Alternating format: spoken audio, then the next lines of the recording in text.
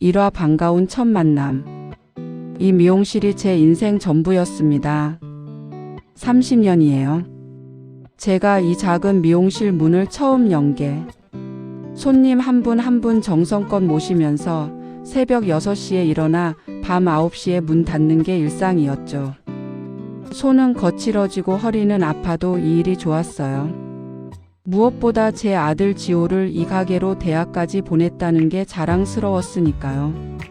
그런 아들이 결혼한다고 했을 때 얼마나 기뻤는지 몰라요.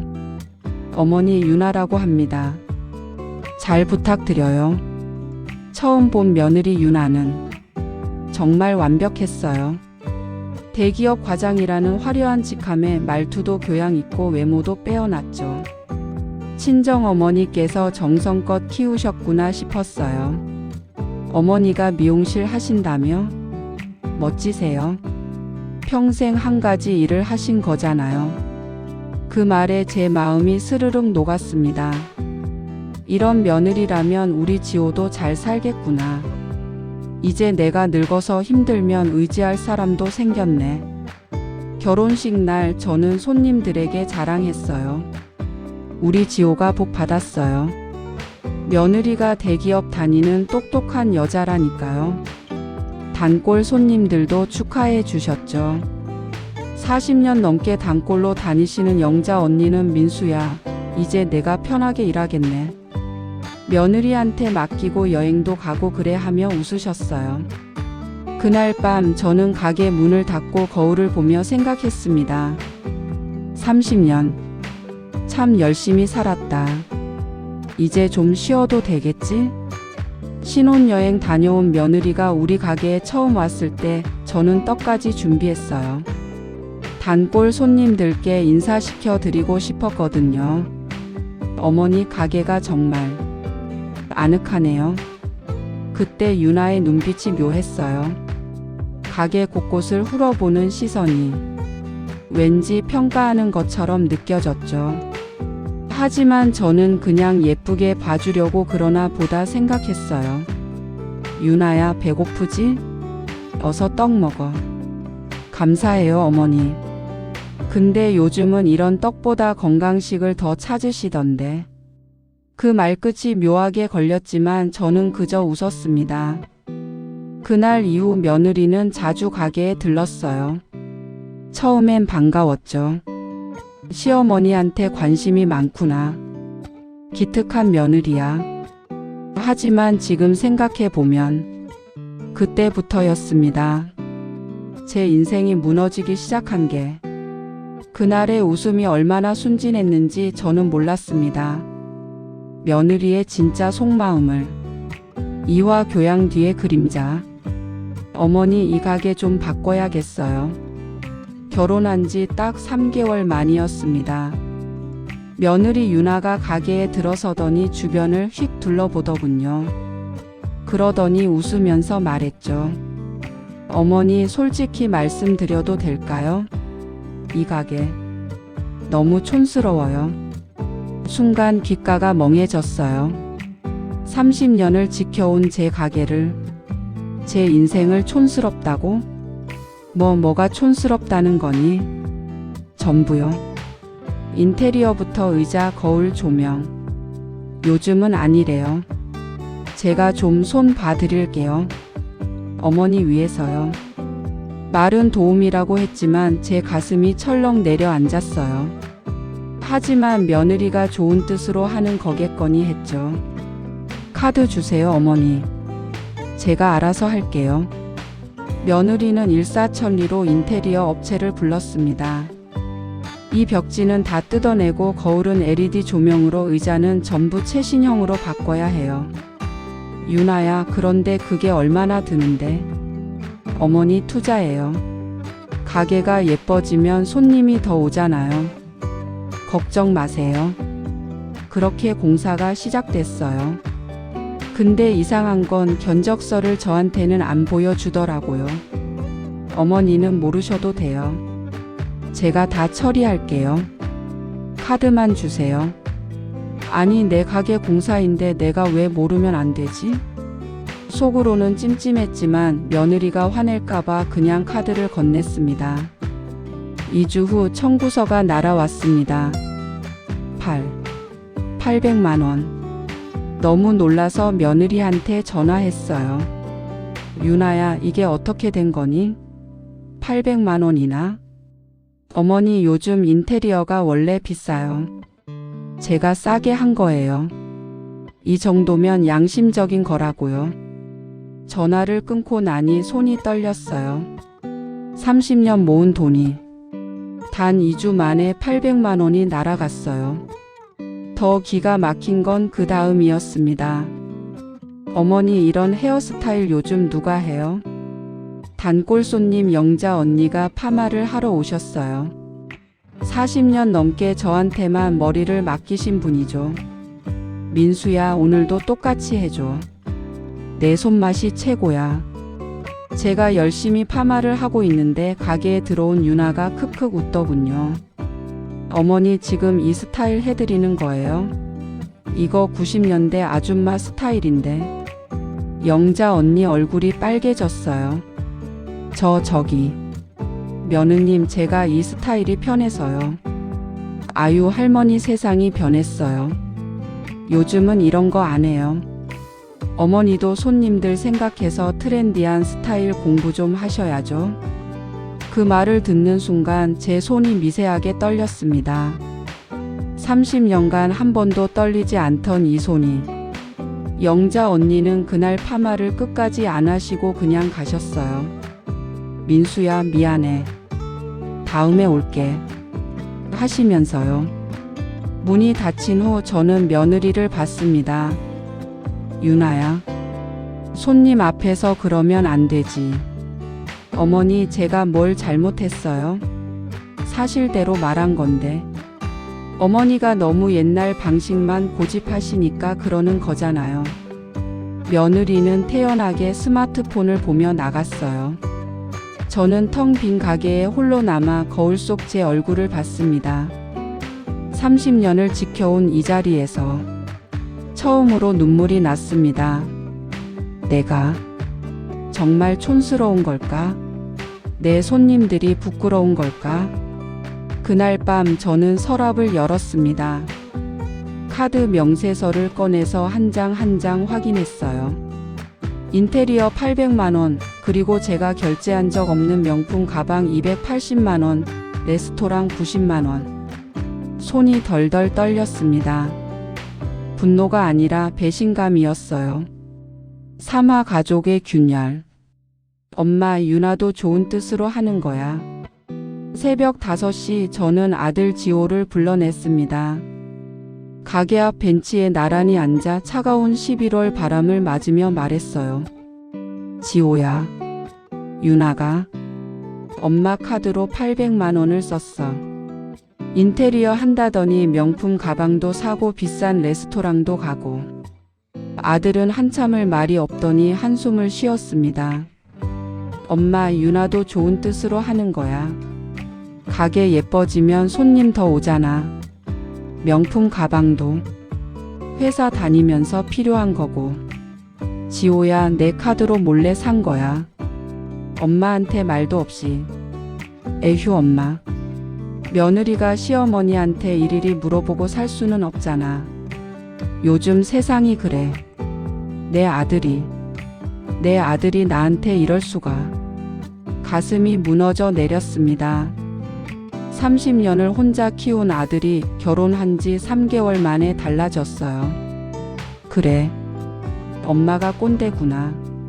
엄마가 시대에 뒤떨어진 거지. 엄마, 그게 아니라. 됐어. 가봐. 아들은 미안하다는 말도 없이 그냥 돌아갔습니다. 그날부터 저는 혼자였습니다. 며느리는 더 대담해졌어요. 가게 금고 비밀번호를 어떻게 알았는지 하루 매출을 가져가기 시작했습니다. 어머니, 전기세 내야 해서요. 제가 대신 내드릴게요. 그런데 전기요금 고지서를 확인해 보니 이미 자동이체로 나간 상태였어요. 그럼 유나가 가져간 35만 원은? 유나야, 전기세는 이미 나갔던데. 아, 그럼 다른 공과금 내는데 쓸게요. 어머니 이것저것 따지시면 피곤해요. 따지는 게 아니라 제 돈인데도 설명조차 못 듣게 됐습니다. 더 충격적인 건 그 다음이었습니다. 어느 날 시아버지, 그러니까 제 남편 통장이 사라졌어요. 하늘로 간 지 5년 된 남편이 남긴 보험금 통장. 3천만 원이 들어 있었죠. 나중에 지호 결혼 자금 보태려고 아껴둔 돈이었어요. 지호야, 아빠 보험금 통장 봤니? 응? 그거 유나가 가지고 있을걸? 주식 투자한다고. 뭐? 누가 주식 투자하래? 전화를 끊고 며느리한테 달려갔습니다. 유나는 태연하게 노트북을 보고 있더군요. 화면엔 주식 차트가 가득했어요. 유나야, 시아버지 통장 어디 있어? 어머니 진정하세요. 그 돈 그냥 놔두면 이자도 없잖아요. 제가 주식으로 불려드리려고요. 누가 불리래? 그건 너 줄 돈이 아니야. 어머니, 결국 지호 돈이고 제 돈이잖아요. 제가 재테크 잘하니까 맡기신 거 아니에요? 내가 언제 맡겼어? 아버지께서 말씀하셨는데요. 어머니가 허락하셨다고. 순간 모든 게 이해됐습니다. 아들을 구슬려서 통장을 빼냈구나. 그리고 아들은 엄마한테 말도 안 하고. 유나야, 그 통 당장 내놔. 싫은데요. 벌써 2천만 원 투자했어요. 지금 빼면 손해예요. 뭐? 2천만 원을 손해 나면 어머니가 책임지실 거예요? 며느리는 웃으면서 노트북을 닫았습니다.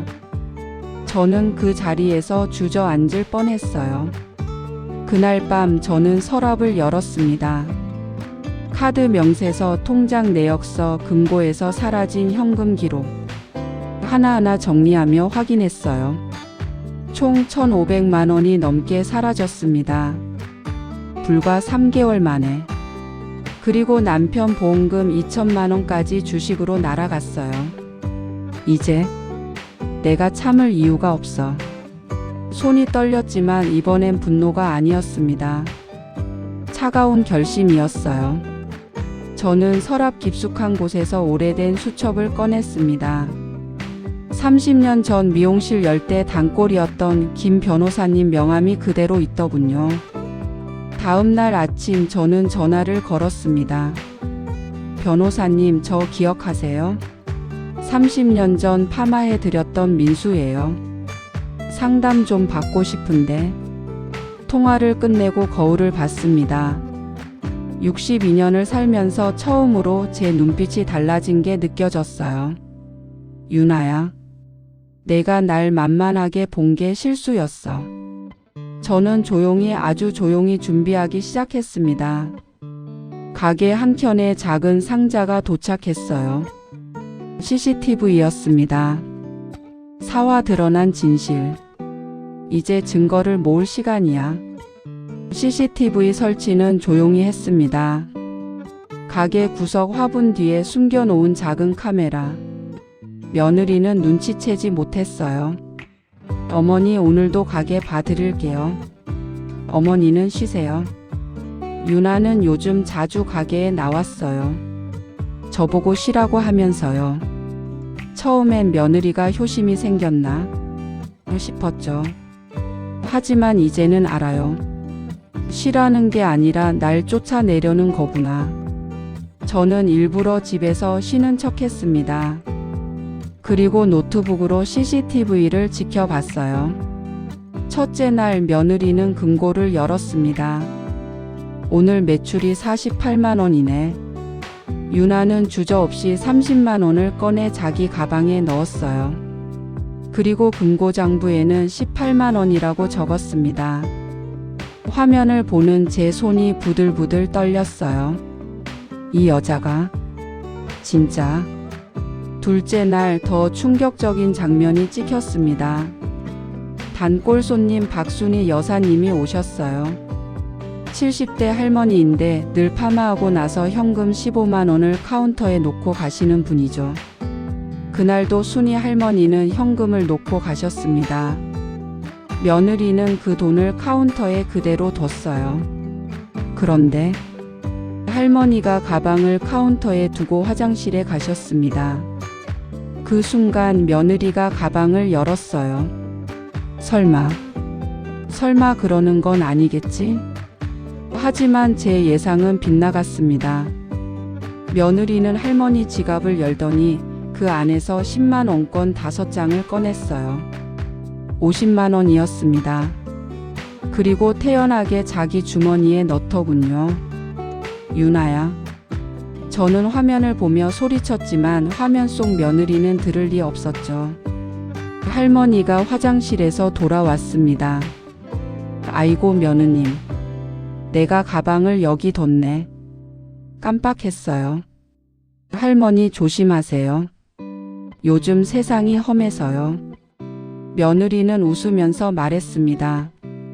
마치 자기가 가방을 지켜준 것처럼. 그날 저녁 순이 할머니한테서 전화가 왔어요. 민수야, 미안한데 오늘 가게에서 내 지갑에 돈이 50만 원 있었는데 없어졌어. 혹시 떨어진 거 못 봤니? 할머니, 제가 확인해 볼게요. 전화를 끊고 눈물이 났습니다. 40년 단골 손님한테 이런 일이 생기다니. 우리 가게에서. 셋째 날 저는 결심했습니다. 며느리는 또 가게에 나왔어요. 어머니, 오늘도 제가 볼게요. 어머니는 병원 가세요. 요즘 안색이 안 좋으시던데. 그래, 고맙다. 저는 일부러 나가는 척하고 뒷골목에서 지켜봤습니다. 그날도 역시 손님이 화장실 가는 사이 며느리는 가방을 뒤졌어요. 이번엔 젊은 손님이었는데 카드를 꺼내 사진을 찍더군요. 카드 정보를 사진으로? 소름이 돋았습니다. 이건 단순 절도가 아니었어요. 계획적인 범죄였습니다. 넷째 날 저는 USB를 챙겼습니다. 4일간의 CCTV 영상. 금고에서 돈 빼가는 장면, 손님 지갑 터는 장면, 카드 정보 촬영하는 장면. 모두 선명하게 담겨 있었습니다. 저는 변호사님께 먼저 연락했어요. 변호사님, 증거 확보했습니다. 이제 어떻게 해야 할까요? 민수 씨, 일단 경찰서 가세요. 제가 동행하겠습니다. 그날 밤 9시 저는 경찰서 문을 열었습니다. 형사님이 저를 맞았어요. 어르신, 무슨 일이세요? 신고하러 왔습니다. 절도. 아니, 상습 절도입니다. 피해자가 누구시죠? 저하고 제 가게 단골 손님들입니다. 범인은 누군데요? 한참을 말이 안 나왔습니다. 목이 메었어요. 제 며느리입니다. 형사님 표정이 굳었습니다. 저는 떨리는 손으로 USB를 꺼냈어요. 여기 다 담겨 있어요. 4일간의 증거가. 형사님이 영상을 확인하는 동안 저는 의자에 앉아 있었습니다. 30년 미용실을 지켜온 이 손으로 며느리를 경찰에 신고하다니. 아들은 뭐라고 할까?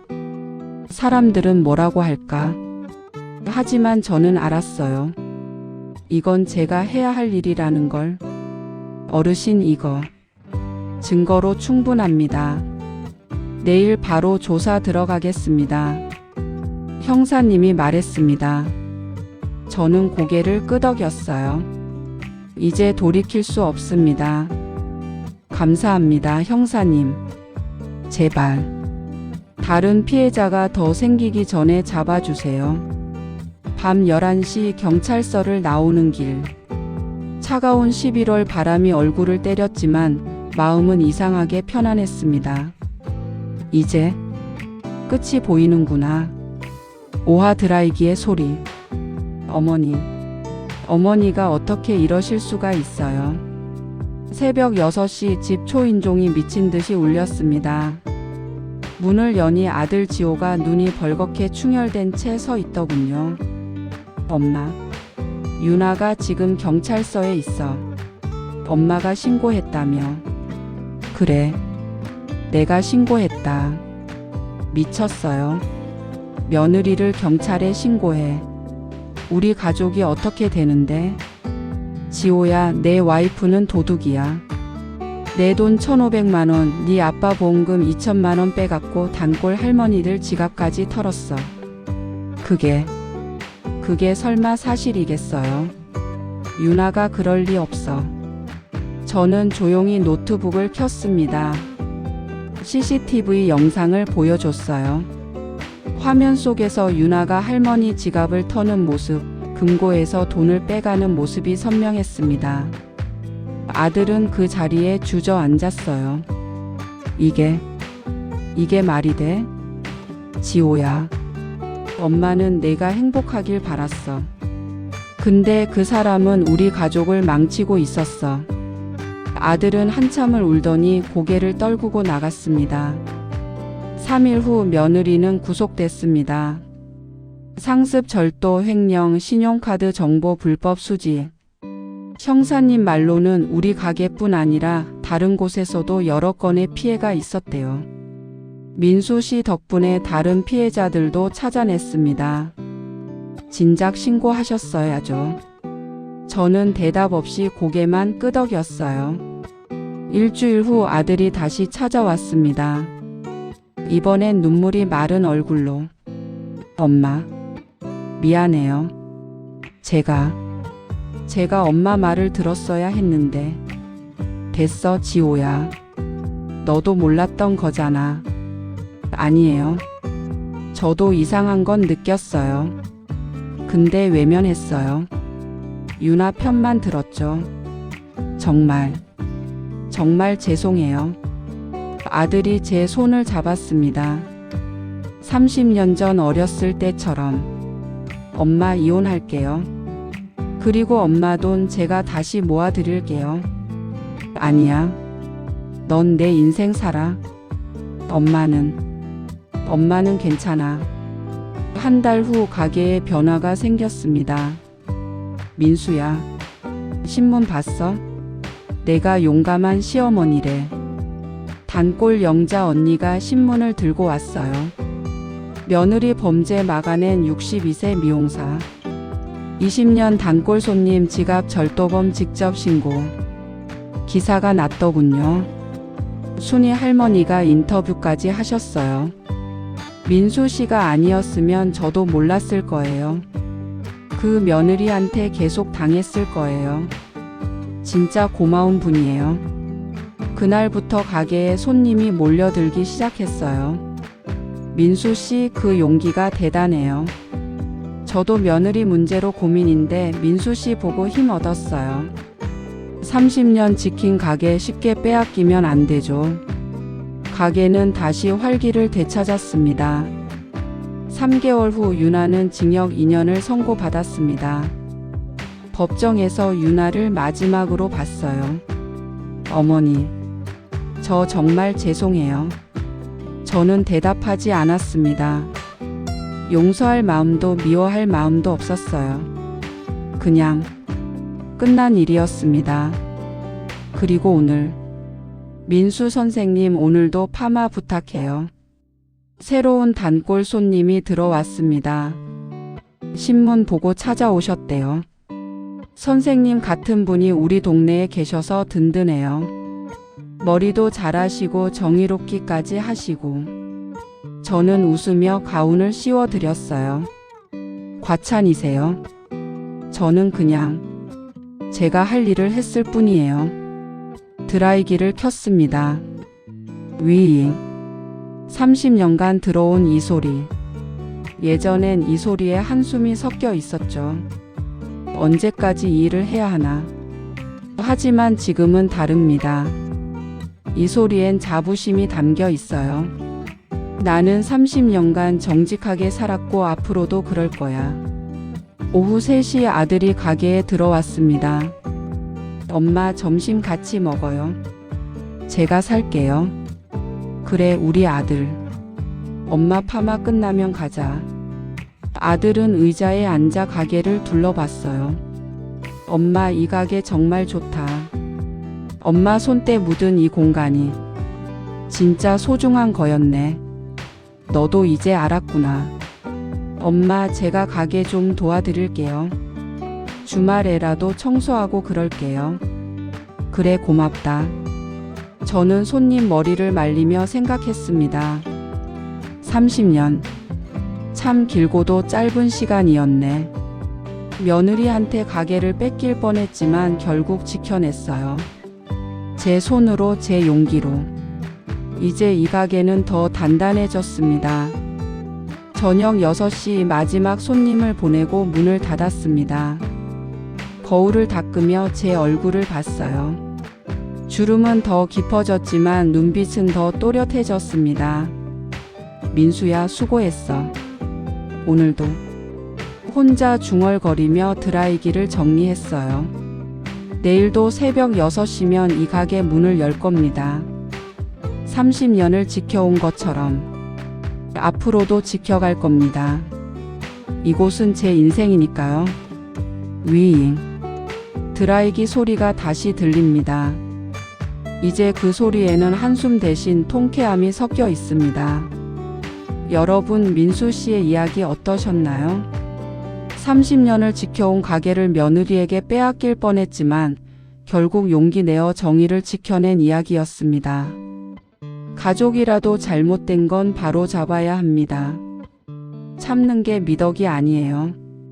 당당하게 맞서는 게 진짜 용기입니다. 혹시 여러분도 비슷한 경험 있으신가요? 댓글로 나눠주세요. 오늘 이야기가 도움이 되셨다면 좋아요 버튼으로 응원해 주시고 구독과 알림 설정으로 더 많은 이야기 만나보세요. 다음에는 더 통쾌한 이야기로 찾아뵙겠습니다. 시청해 주셔서 감사합니다.